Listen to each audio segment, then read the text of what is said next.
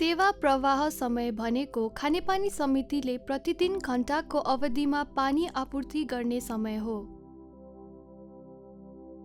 यसको गणनाको लागि यो सूत्र प्रयोग गरिन्छ।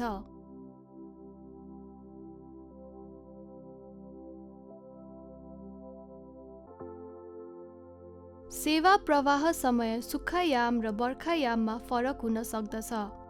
यसको गणना दुवै यामको औसत मान लिएर गरिन्छ।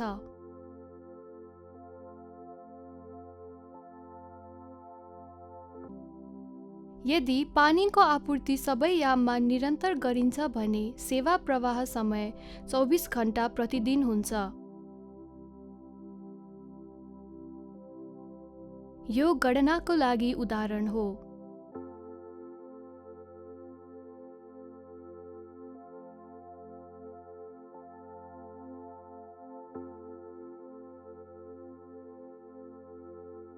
सुक्खायामको लागि सेवा प्रवाह समय गणना गर्नुहोस्।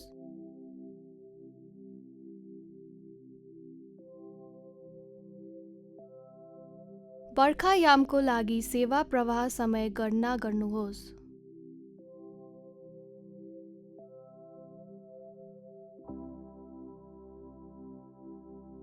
सेवा प्रवाह समय 4.7 घण्टा प्रतिदिन छ।